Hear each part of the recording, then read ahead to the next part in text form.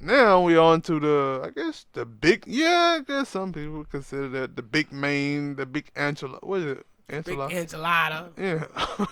big Falbowski. Yeah, the Survivor Series. Now, before I get to the Survivor Series matches and stuff, I seen a thing. What was it? Was it on Wrestling Zone? It was on one wrestling website, maybe even Bleacher Report. And I'm talking about, like, do people really want the Attitude Era back, or do they just want the nostalgia?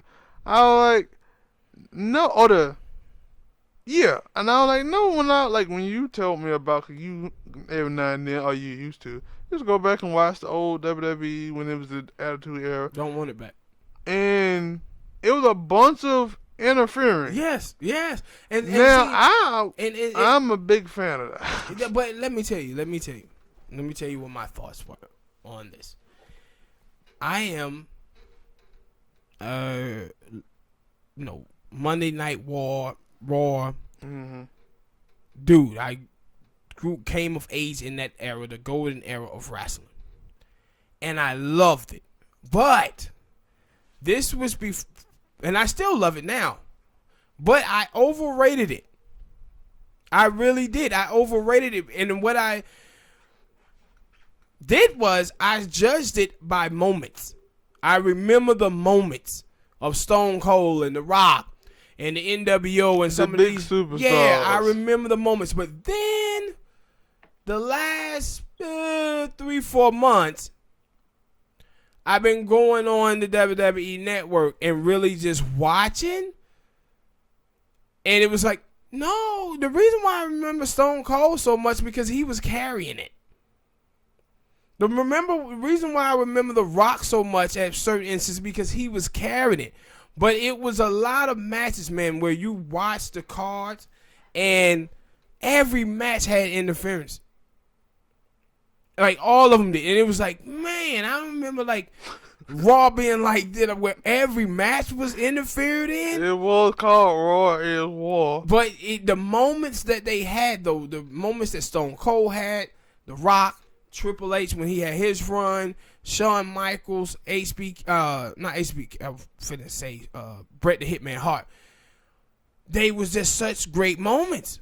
And that's why I think we, as wrestling fans that come from the 90s era, that's why I think we overrated so much because those moments just was so great and we haven't had them in a while.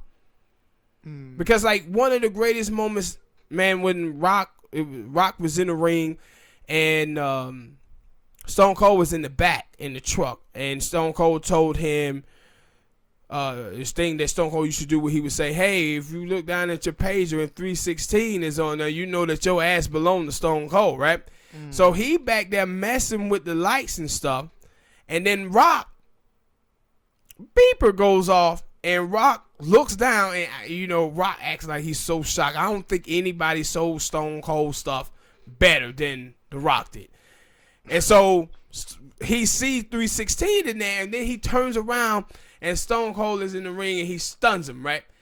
It was so many of those moments with Stone Cold with the Bill truck. The thing where he had the food from the concession stand, he pulled off Stephanie McMahon's shirt when she was out there with a bra. Stone Cold when he threw the Intercontinental title off the bridge. It was so many. Yeah, it was so many of those moments from Stone Cold that you remember where it's just like we don't forget that. No, we was tuning in to see that guy. Or the Brian Pillman thing. Yeah, we was tuning in to see that guy. That guy was the guy. He took over the whole goddamn wrestling industry for like 3-4 years, where he was the man. And then The Rock had his. I ain't got no problem with that. And then Triple H has his. But it was, for as matches concerned, man, all of those matches were interfering. Like, sorry to cut you off, but one of the other things that was, I think that some of us wrestling fans, we look at it and we understand how great it was. Then some fans don't. But the New Age Outlaws was the shit back then. Yeah. Like and it was them and X-Pac. A lot of those guys carried the show. I mean, they had to when they was doing their thing. What cause that was my thing that when I get you as far as the interfering, I don't need it that much, but I think for me that's why I say Survivor Series weekend or week or leading up to it's my favorite because it's a bunch you're not a bunch but you will get an occasional hey somebody finna catch this beat down. Yeah. And now I really like guys that even when the Shield would come out there and they would come beat somebody up, it was a nice little moment because you actually felt like for the Rock and Stone Cold, you felt like Stone Cold was out to get everybody. Yeah. So he would go out there and beat him up.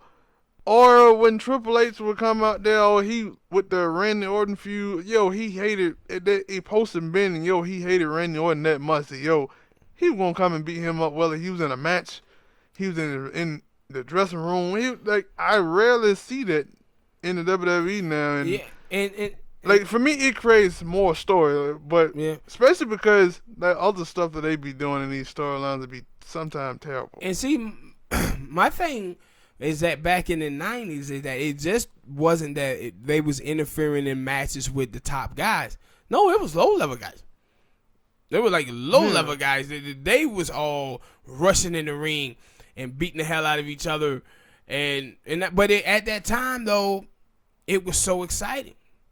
It was so exciting when you watching the match and you kind of felt like, and when you watch the crowd's reaction, right? The crowd would be looking up towards the who coming? Yeah, who coming? Somebody gonna come out because we were so used to it. People coming out and interfering, but we didn't understand that a lot of those matches didn't have no goddamn conclusion.